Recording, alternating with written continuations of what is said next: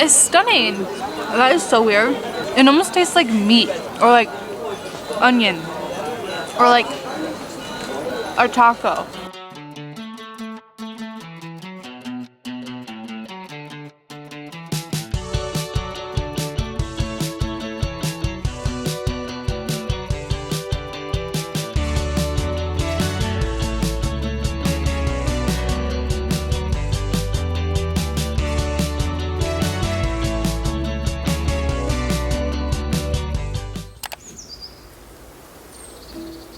After saying farewell to one of our favorite Airbnbs of the year in Brussels, we made our way to Brussels Nord station to catch a bus to France. Since it was directly on the way, we decided to make a stop in Luxembourg to check another country off the list.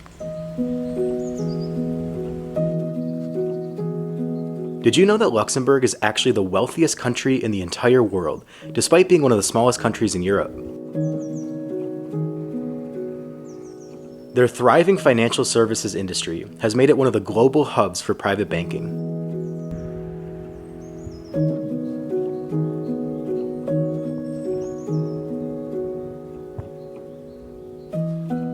While our visit was interrupted by a considerable amount of rain, we did get to enjoy the Christmas market for a bit before heading south to the French city of Nancy.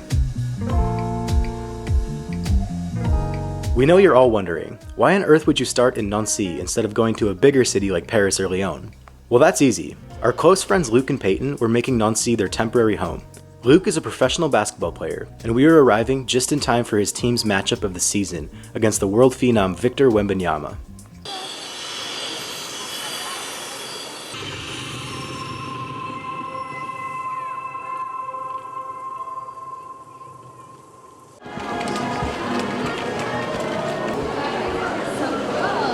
First, then we come to the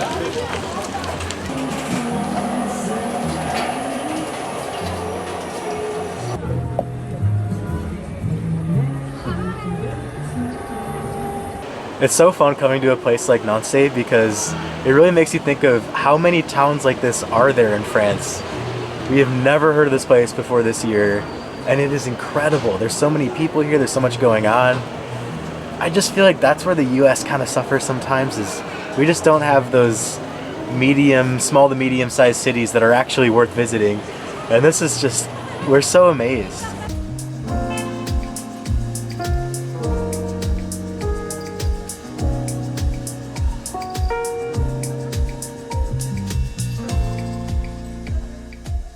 While the anticipation for the game was palpable, we had some exploring to do first.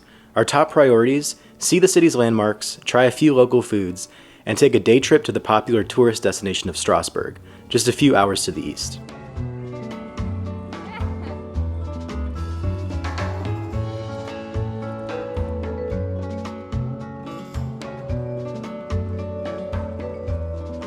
Now, when you're talking about food in France that you can take on the go, the first thing that comes to many people's minds is just the bakeries here in France, the patisseries. And mostly you're gonna think of the croissants, the pain au chocolats. Those are the classics. But here in Nancy, we wanted to get something just maybe a little more unique to the city itself. So we heard these chocolate brioche buns are absolutely to die for from Au Marvi. Au Marviu. They have really good brioche buns. Let's check it out.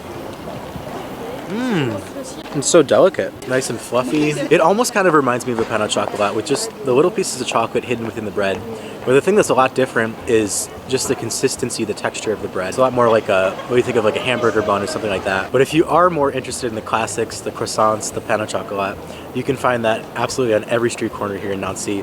Just like in Paris, just on a smaller scale. And a lot of these bakeries, it's like they have a very personal touch. You can see them making it. I think that's kind of cool how the windows are exposed so you can see the process.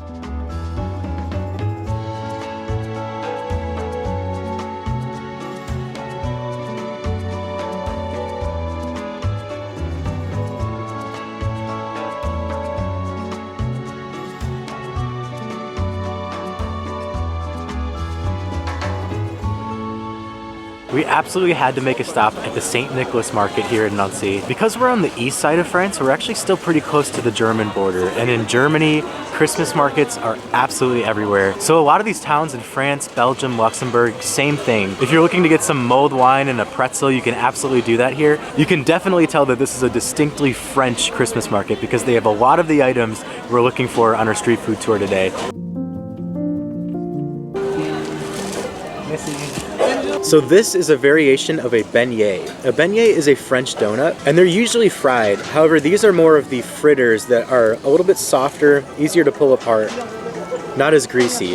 If you've ever been to New Orleans, you've probably had a beignet before, or at least heard of it. The ones down in New Orleans are a little more of the grungy fried ones, and they have those here too. But these are nice and delicate. I really like it. The powdered sugar on top is a great addition.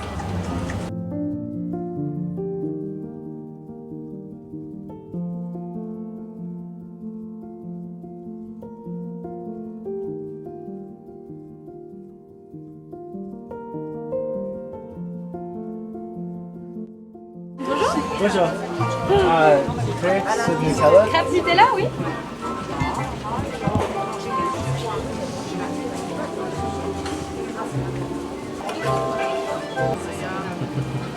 Comme moi l'année dernière, j'étais à Angers, puis alors quand t'es à l'hôpital, t'es loin. C'est pas indispensable, j'avais quelques journées pour venir au magasin. Mais le fait d'être loin,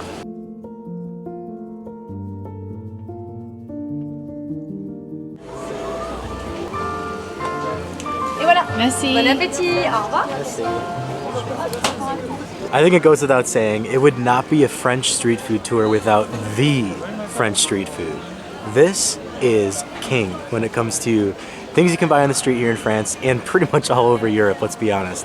It is essentially a very, very thin pancake that's folded up. Sometimes it can just be served plain with sugar, but a lot of times you're gonna have toppings or fillings within the pancake. So I got some Nutella, which I think is the absolute best. But you can also get savory crepes, which we discovered in London. Ham and cheese crepes, oh my God, absolutely amazing. We've really, really taken to crepes this year, and I'm excited to have my first crepe here in France.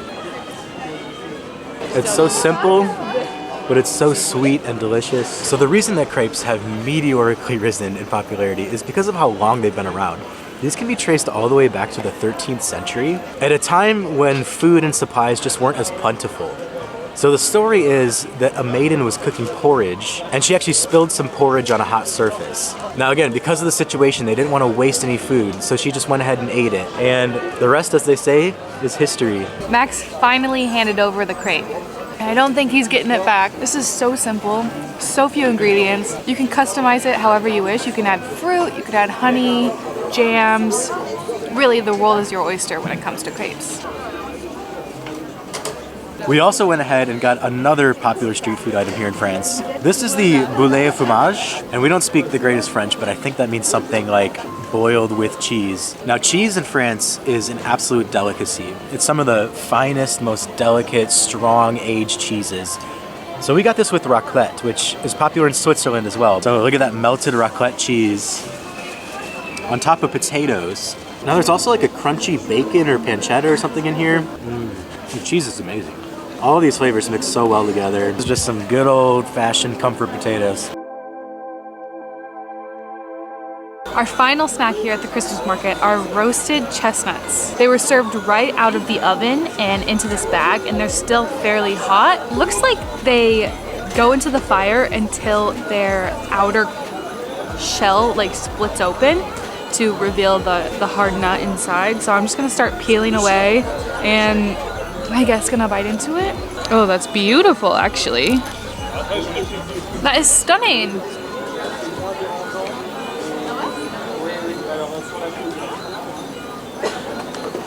Is it hot? Oh. That is so weird. It almost tastes like meat. Or like onion. Or like a taco. I have no idea. There's really strong flavors in there. I can't really put a finger on it. I truly think the magic of Strasbourg is just this very German feel that this place has, despite being a French city. And that juxtaposition between the two countries right by the border, it's been part of both countries in history. It's really cool to see both of those influences intertwine.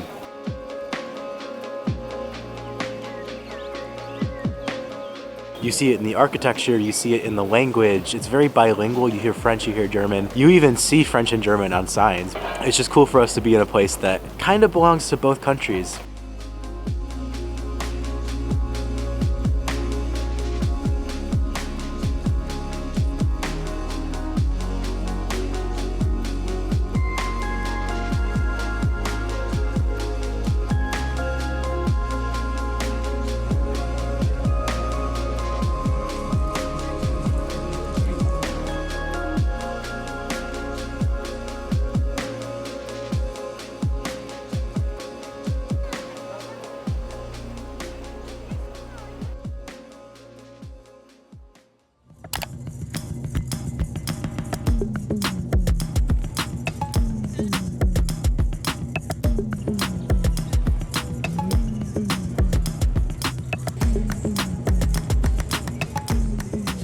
"19-year-old superstar Victor Wembanyama only had one game on the schedule the entire season in Nancy, so the tickets sold out almost instantly.